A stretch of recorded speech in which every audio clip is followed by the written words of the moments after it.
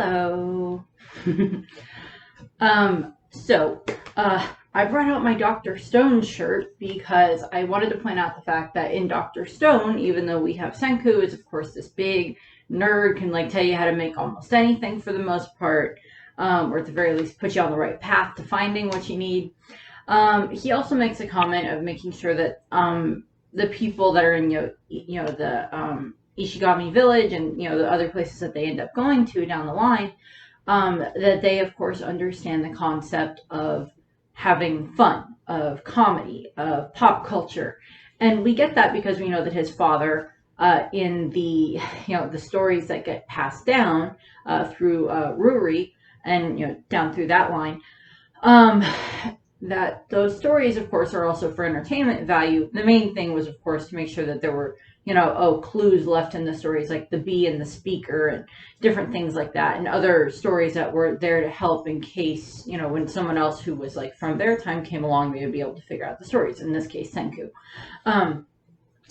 And so we see all of that, and in Dr. Stone, Senku of course makes sure that people understand that you need to have fun, you need to have comedy, you need to have manga and anime and movies and comics and like books and like all this other fun stuff that it's like life still needs to have those moments. And like one of the first things that they do whenever they get to a new area when they're traveling around is of course to make a bunch of the food from that region, which makes perfect sense. Now, this video is not going to be about Dr. Stone. At some point in the future, I might do a Dr. Stone video, but I'm not sure on that yet. But this is going to be the second part of the Heroes to Be Being Teens videos that I'm doing for the My Hero Academia stuff that I have. This video is going to cover from just after the fall of All Might, where he fights against All for One and loses. Well, he wins against All for One, but it's like he has to retire and everything, and then up till the end of the cultural festival, because I wanted to talk about the cultural festival at some point just because I really like it, and I really like how they did it in the anime and in the manga, of course. And so we see those, and I wanted to point that out. And I was just like, well, I did a whole video on like the dorm rooms, the big dorm room contest that they did, which is the first thing that's on the list, because that's really like the first fun thing that they do after they save Bakugo, and after they're all at the school, they get moved to the school and everything and get put into the dormitories, and they go through like they have the whole room contest, which I already talked about in a different video, so go watch that. And so we see all of that stuff. We see them having fun there. And then, moving on from that, throughout the course of the rest of this section of the season, or the series, because this also deals with the Yakuza arc, where they have to deal with the Hasaikai and everything, and where they meet Eri, and going through all of that. And one of the things that we do get is they kind of do, they're trying to do better at like showing the mental check-ins with stuff, and like we show this with Ida and Shoto checking in with Izuku, when they're, when Izuku and Kirishima and Ochako and Sue are getting ready for the raid on the Hasaikai, when they're doing all of that, all the grunt work and gathering information and all that other stuff. We see, Shoto and Ida check in with Izuku, make sure that he's okay, because Ida, of course, kind of learned from when he went after Stan that I don't need to do this on my own, and, that I don't need to put all of that on me. Given the fact of what we see Izuku do later on in the series, where he goes up on his own and basically becomes a vigilante, Izuku hasn't quite gotten that through his thick head yet. Hopefully that has now improved at the point in the series where we are at the moment, where he's back with his friends after all of that, and we'll see what happens from there. But we get a good idea of like making sure that they check in with each other, and then of course we see the different classes, the classmates worrying about each other. When the four of them have to head off for the Hasaikai raid, and then when they come back, because of course the rest of the class kind of knew that something was going on, but they didn't quite know exactly what was what exactly those four were going through. And then of course they see in the news, and like after everything's all finished with the raid, that's when Izuku and Kirishima and Sue and Ochako can then explain to the rest of the class, yeah, we had to go after the Hasaikai, and they had this little girl, and they were keeping her hostage and experimenting on her, and of course this is where we meet Eri. I am planning on doing a video about Eri herself, Just an airy video because I love her and she's amazing and adorable. But so we see some of that, and we see like them checking in with them. We see them like have this kind of, everybody's okay type of a moment when the four kids come back from, Izuku had to go to be in the hospital for a tiny bit, and of course Kirishima got really beaten up by the Heisei guys. But so they come back to the dorms and they're all safe and healed. And of course, then later on, this is kind of where we have we have Aoyama and Izuku kind of have this little interesting interaction where, Aoyama kind of tells Izuku, well, your body isn't necessarily made for your quirk. Your quirk hurts your body, and I kind of know how that works because my quirk, because his navel laser, he's explained that, when he was a kid, his navel laser would leak, which does not sound like a good thing by any means. And, it's like, I don't know if I went over this in a video or not, but it's just like, with Aoyama, it's like his laser that comes out of his navel is his power. And, he has the support belt that he wears basically all the time because we see him, wearing it during the entrance exam. We see him wearing it, throughout the course of even like during their day-to-day activities at school because he has to have it on. I don't remember if we see too many other students that specifically have to have their support item with them at all times because like, Izuku has like his gauntlets and his gloves and, his steel-toed boots and stuff like that and his leg bracers. And, the others have like different bracers on their costumes and such like that they've done via upgrading. But Aoyama has always had to have that navel laser, the laser, controller that helps, open and close and helps him with being able to control his laser because a small child running around with a laser coming out of their belly button is probably not a good thing. Probably a very dangerous thing for your house. So we see that with Aoyama, and like he's telling Izuku, it's like I know what it's like to not have a quirk that doesn't match with your body. And yet Aoyama is still he's still trying to be a hero and he's still trying to do the best that he can with it and everything.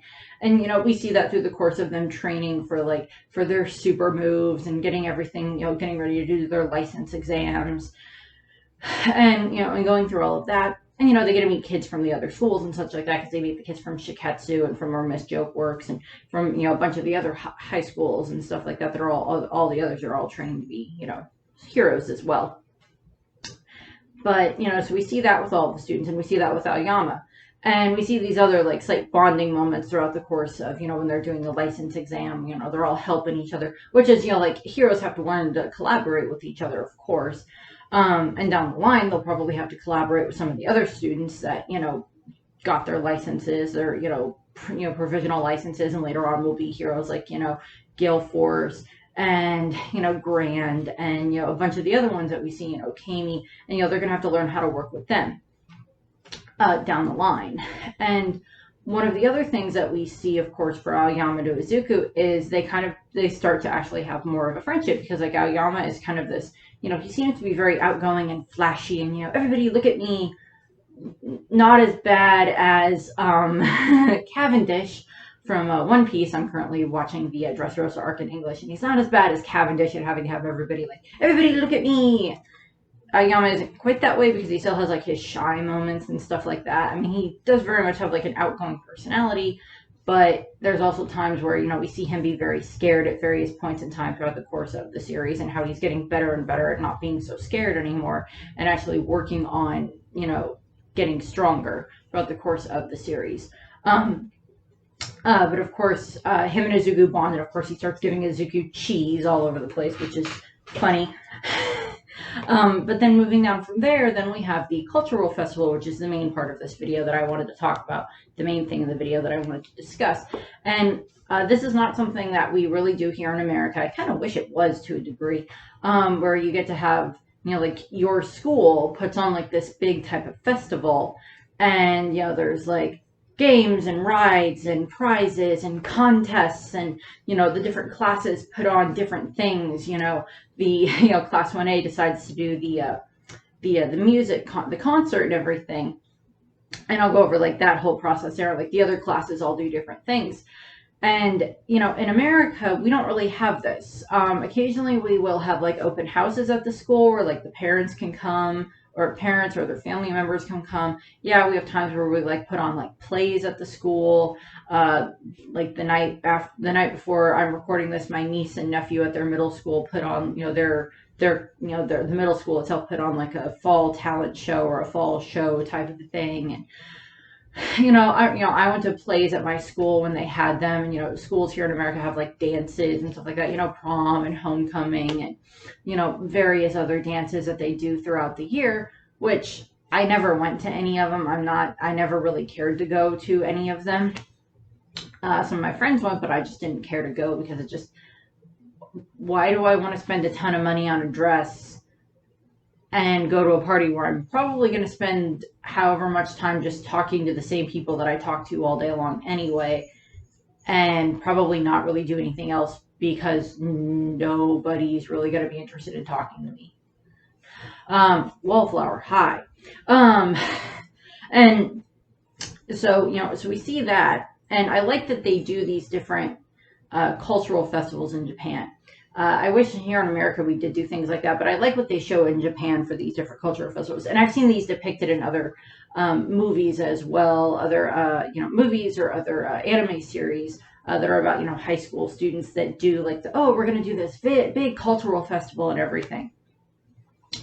And and what we see, of course, with Class 1A is we have the moment where it's just like, Ida and Momo are like up by the front of the whiteboard, and they're getting all the, chalkboard, whiteboard, whatever, and they're working on getting everything ready for everybody, make their different list of suggestions. And like, Denki suggests like a maid's cafe, which is a big thing that apparently they do, which I think they still kind of have them here. I know there's a much bigger thing in Japan than they are here. It's a maid cafe, and Chaku says like, well, let's do a mochi shop instead, and Izuku's like, let's do a giant hero quiz, and Mina's like, let's do something with dancing, and then like eventually they just end up settling on doing this big concert type of a thing.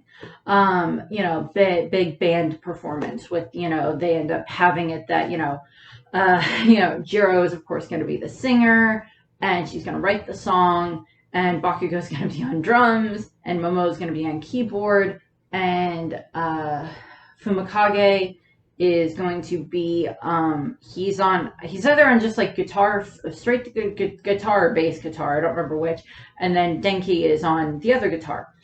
And then of course the rest of the class get divided up between like the special effects group, which is like Shoto and Kirishima, and I don't remember who else is in the special effects group, I'm sorry.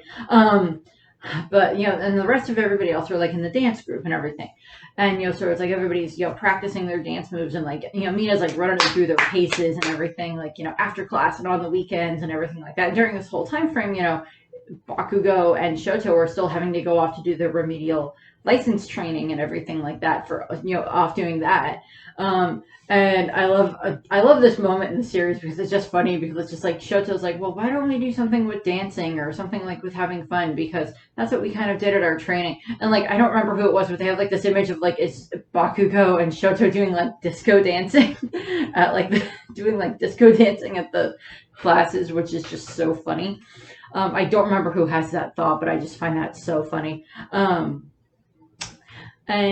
it's just like, well, having fun is important, but that's not what they were doing at the training. I'm like, okay, kids, Gang Orca comes in dressed to look like John Travolta from Saturday Night Fever, and he's just like, okay, kids, you gotta work on your disco dancing today, so get the music going and everybody get changed into your dancing clothes. Bakugo, I hate this. Shoto, I've never danced before. Kami, yay! Kami would be all over that. Kami would have so much fun with that. And Nasu would probably have a fair amount of fun with that too. So we see that with the different kids. But it's like, and they have fun with the kids at the remedial license exam, as I've mentioned multiple times already. But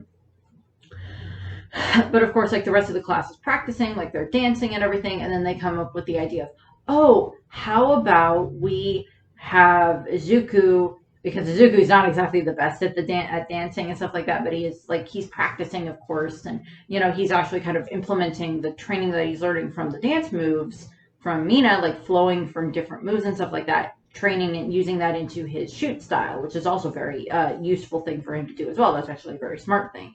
Because I know that a lot of the times in different movies and such like that, different movies or even different TV shows, that sometimes a lot of the people who are like the stunt doubles or even people who get cast in certain roles have, it's like they have some background in fighting, but sometimes they also have like a background in dance, because dance is also about very precision and flowing movements as well. So that makes sense that Izuku would be able to transfer like some of the things that he's learning from his, dance practice training for the performance into his shoot style.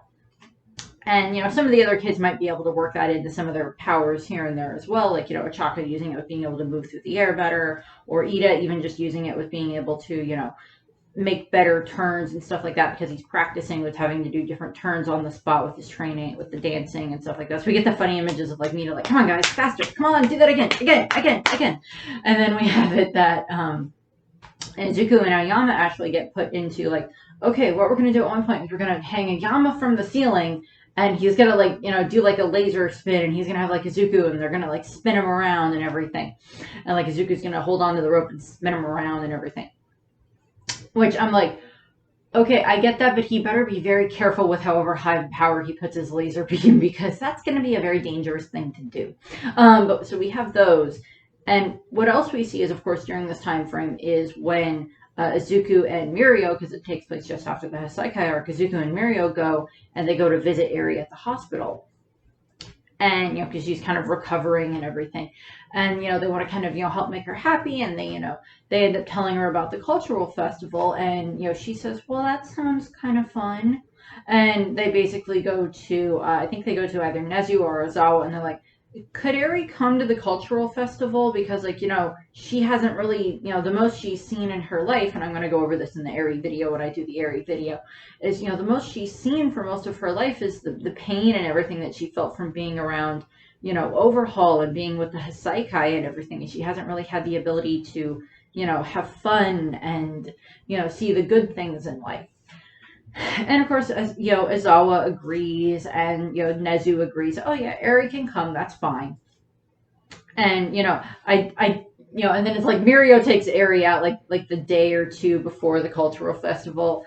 Mirio brings Eri around, and I do like what they show in, like, I'm going to mention this here for like the opening and ending credits, because during the course of the opening credits for this section of the series, we do see like, all the different kids working on like, building things for the cultural festival, and, getting things ready, and, practicing and all this other fun stuff. And we see that. And I like how they kind of like use the opening to like show the, oh yeah, they're all training and everything like that. We still see like the villains, and we still see them fighting, of course, because it is that type of an anime, but we also get to highlight, they're working on getting everything ready for the cultural festival. And I do like that they show that. And, Mirio brings Eri to UA, I think it's like the day or two before the cultural festival, one of the two. And, he's got her in her nice new clothes and everything, and she looks so adorable. And, Eri gets to start meeting some of the other students. She meets a fair amount of Class 1A. And, and then she gets to, kind of go around the school and gets to see everybody getting everything ready for like the cultural festival. And she's just like so sweet. She's just like, everybody's working so hard. I hope it turns out okay. And, because like Izuku and Mirio just want to see Eri smile, which I find that just to be adorable. She's like, can we just get her to smile? Because like we haven't seen the kid really smile, and that would be very nice for her to smile. And that's like Izuku's whole goal to a degree for like a good portion of this arc, is to get that Eri smiles. Like Mirio, of course, wants that too. So it's like their team goal is to like get her to smile, and the rest of the class are like, oh yeah, sure, that's fine. We want to see Eri smile too. We want to see everyone smile. And even Bakugo has like the moment for, he had like heard some of the other like support class students like saying, Class 1A better be very good because I keep getting everybody's attention, all this other stuff. And Bakugo, even though he's like, he's like the one that cares, like, to a degree, the least of what people think about him, or to a degree he seems to, make it like, I don't care what people think about me. Yeah, Mr. Guy who wants to be #1 hero, you don't care at all what people think about you. Um, but like Bakugo, of course, wants to, make he has like and it's just basically the line the quote that I have at the end of the video, let's murder everyone at UA with killer music, and it's like, he wants to, make sure that everybody has a good time at the performance, and, kind of lift everybody's spirits. And we're going to get a call back to this much later on in like either the third or the fourth video. We'll get a call back for this, but I'll go over that at the end of this. But of course, Izuku was like, well, I can't be on, I can do the special effects, but can I still dance? Because I told Eri that I was going to dance. And they're like, oh yeah, that's fine. Yeah, you can still dance. And then you can, zip back and do the whole, spin Aoyama around type of moment.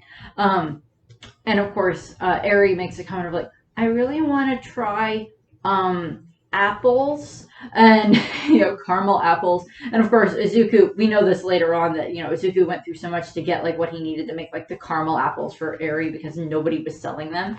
And of course he gives it to her at the end of the cultural festival, which I love. And like Sato helped him make it. But like we get the moment where Izuku has to go off to, go and get other stuff. And that's, of course, when he has to go and get to the supplies in the rope, and he has to fight Gentle and La Brava. Which isn't really like a fun thing, but it kind of, he's doing it and trying to stop them, because like if the cultural festival, if there's even like the slightest whiff of like villains causing problems, they have to stop the festival and lock UA down again, because of like the attack on the USJ and because of other things. And of course he doesn't want that to happen to Eri, because he wants her to be able to see all this, all the fun things. And of course, then we do, of course, and he gets back and we do the whole concert. And, Koyoka, Jiro has, been, working to try to come up with a song. And, she kind of goes through her own little thing where it's like her, it's like, yeah, I love music and everything, but I also want to be a hero. And we get a little bit of like her background with her parents, or it's just like, well, you can be a hero. That's perfectly fine. You can do music or be a hero or do both. And in this case, we get to see where she gets to do both.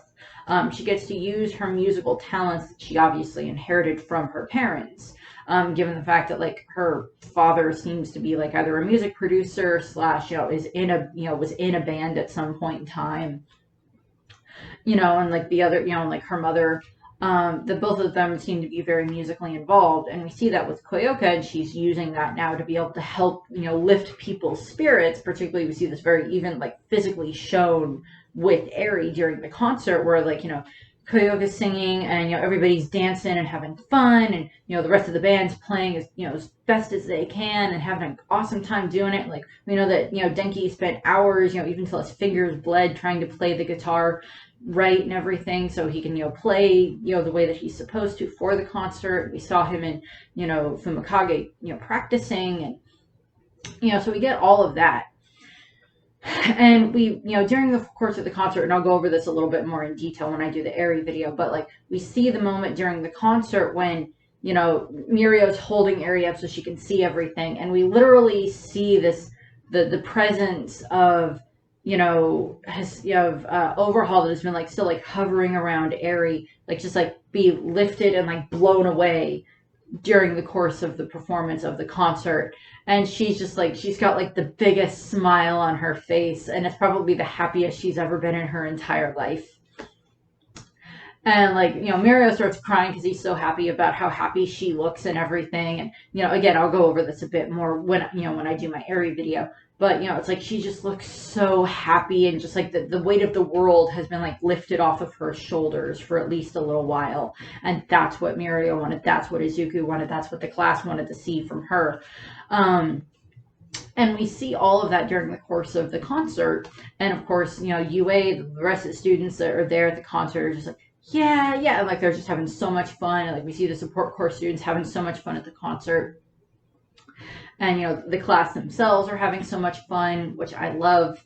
And then, of course, after the concert, that's when we, Mirio and Eri are just like so happy. Like, Eri's like telling Izuku, was like, it was so great. And then there was a lady and she was singing, and then everybody was dancing. And then there was a big whoosh. And then I saw you. And like all this other, Eri is just like so happy. Gotta love Eri. Eri's just like so happy for that. And Mario's so happy, and like Izuku's so happy, and like the rest of the class were so happy, and then like they go around the festival, and then like they all get to partake in a bunch of the other things. And for the rest of the cultural festival, the other things that did is class 1B did like their play that was like the Phantom Menace of the Prisoner of Azkaban and the Return of the King. It was just like this whole hodgepodge of different things together, and I don't remember what the exact name of the play was. But like Monoma definitely had a very very large part in that, I'm sure. But like they still enjoyed it, and they were still trying to make everybody happy. And then of course we have the general studies, of course, did like a haunted house, from what we can tell, and like Shinso's part of the haunted house, so that's kind of funny there. We see him there as like a ghost or a zombie popping through the ceiling or whatever, dropping through the ceiling. And then of course we have the beauty contest, which of course has Kendo and Nejire and Bimi, I think was the name of the other student. I don't remember. That's like the one with like the kimono, and she's like a what was she? She's a support course. She's one of the like the support course students, of course. And on that note, like we have Hatsume, who is of course doing all of the showing off all of her babies, and like she like ran herself ragged getting everything ready for this festival to show that off, and show off all of her new babies and everything. And then of course the beauty contest, as I said. And of course we see Tamaki is he's like very much rooting for Nejire, because they're going to graduate. Nejire really wanted to win this contest, and she's lost like the last 2 years to the other lady. And Kendo was in the contest because he wanted to be. I feel like Momo probably would have been in the contest if she had kind of been a little bit more interested in that. But even though Momo does seem to take pride in her looks, it's not like Momo doesn't strike me as a person that's going to be like, oh yes, I'm going to join a beauty contest to flaunt my looks. Nejire does it because it's fun. Kendo does it because she's like, I think it was like Monoma signed her up for it, if I remember correctly. And she still does rather well. And of course, Nejire wins just by being herself. And, we get that like her floating around in the air with her powers and everything, which I just love. And Nejire is very pretty. I love her design. And she's the one that wins the contest, and like Tamaki is happy for her. And we see like the rest of the class, as I said, they're running around, they take part in the games, they eat, they do funny pictures at different areas, which is so just funny to watch. And Izuku gives Eri the caramel apple at the end of the time frame. And then of course just from that we basically like, Aizawa was like, oh, don't worry, you'll be seeing Eri again 5 minutes, not 5 minutes later in the episode. She's like, Eri's going to be staying with us here at the UA dorms. Okay. And Eri gets to stay with them at the dorms, which is very nice. We get to see more of them interacting with Eri and everything. But I also wanted to talk a little bit about like the opening and ending credits that we see throughout the course of the series. The opening credits don't have too much when it comes to showing like the kids being kids. We see like them exercising, and like some of the other ones like getting stretched and ready for fights, and just like to a degree just talking and hanging out. But we also, during the course of, as I already mentioned, for like during Cultural Festival 1, we see them getting ready and working on making sure that everything's ready for the Cultural Festival, making any other designs and practicing and all this other stuff. And then during the end credits of this season, but also of other seasons, we see a little bit more of these students more having fun. Like there's one where I see like all the students are like on a beach, and like Izuku's hanging out with them, like all on this having fun on a beach, and just like in the sunset and everything, because have beach at sunset. Yeah, let's have them all hanging out there. I can have a big bonfire and a clam bake.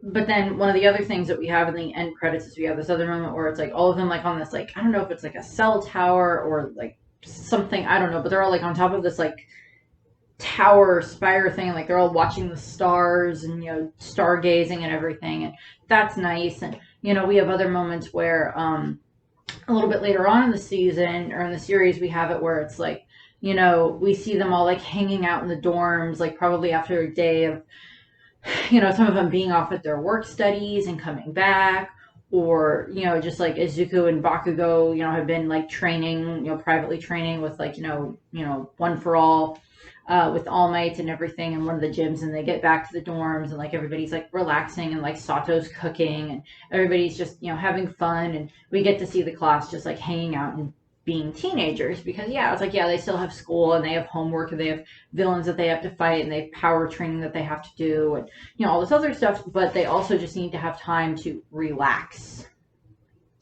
and to just have fun and to just like bond with their friends and spend time with their friends.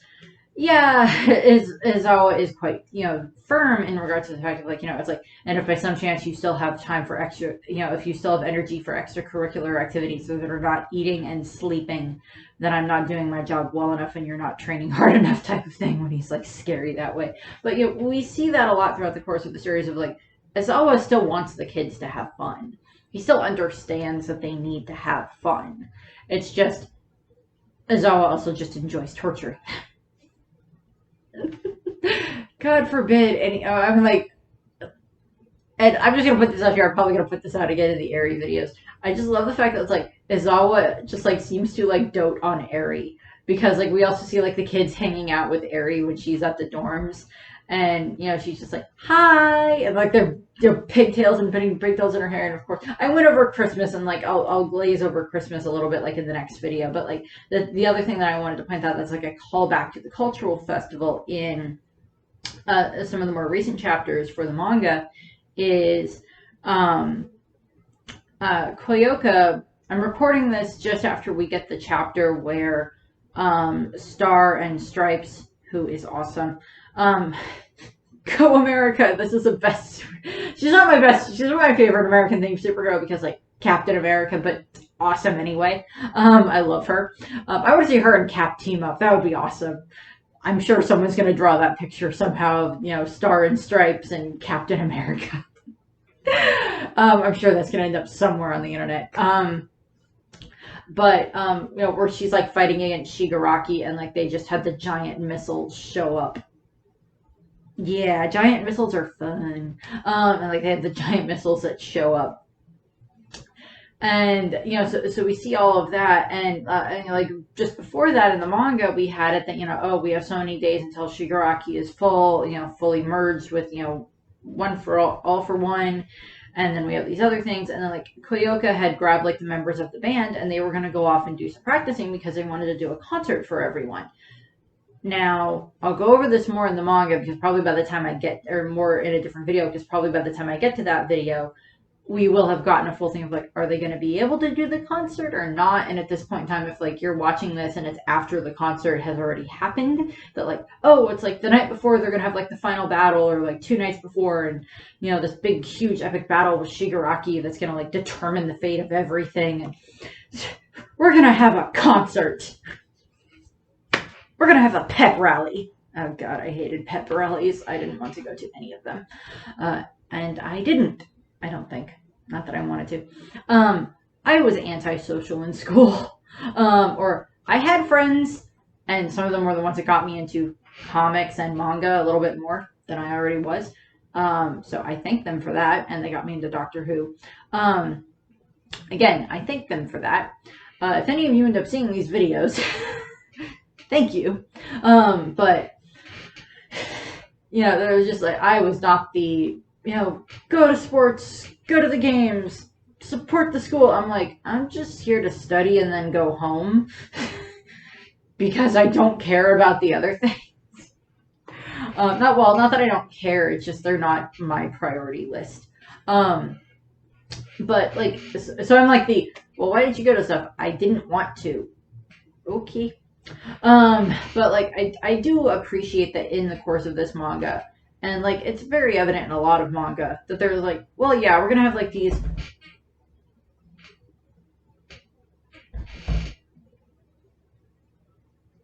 The door is haunted. But you know, it's like in a lot of manga, we're gonna have like all these huge, you know, manga and comics are gonna have these huge, high octane battles and huge, you know, big epic fights, and you know, all this stuff, and like epic moments, and you know, there's gonna be like this amazing moment where the hero does something awesome, or even the villain does something awesome, and you know, and then it's gonna also have like these moments where it's like, oh, something funny happened. or this other funny thing happened, or this other funny thing happened. And a good reference that I can pull out of a DC thing. So a little while ago, they came out with a DC comic that was called Death Metal or Heavy Metal or something like that. And I kind of was like, okay, I keep seeing this advertised in different places, and it looked very interesting. So I was like, well, how about I read it and see what it's about? Oh god, that was an extremely disturbing manga, or extremely disturbing comic, because like one of the main characters is like Batman crossed with Joker, and it's called The Batman Who Laughs, and it's like, I don't know if it's supposed to be like if Bruce Wayne was like raised by the Joker. I don't know, because he's like psychotic and disturbed in the head. But there's also, and it took me a minute to figure out why this was here. There was a T-Rex Batman. It's the best I can describe it. And I'm like, the first couple of panels that I see, I'm like, why is there a T-Rex here? Why is he wearing a giant bat mask?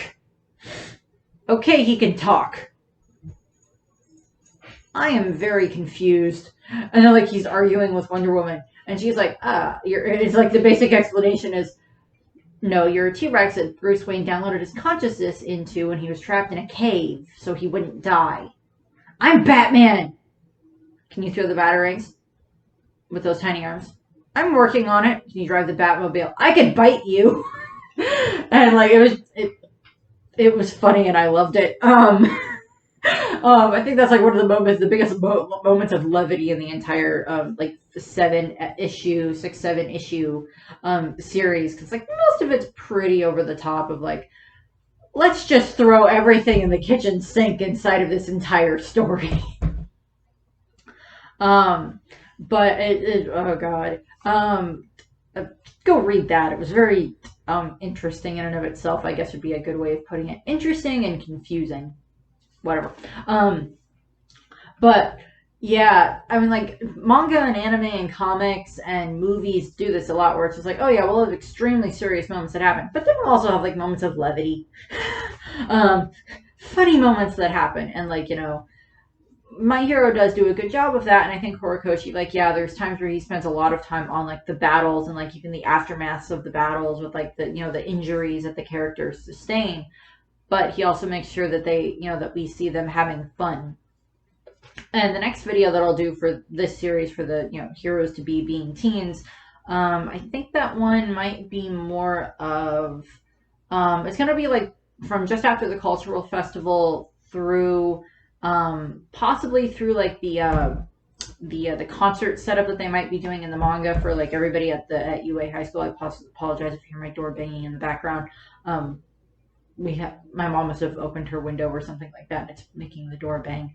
Yeah, up through the end of the or kind of current section of the manga, give or take, where that lands, because there's a few things that are a little bit more fun in that, and there's a few that aren't super fun.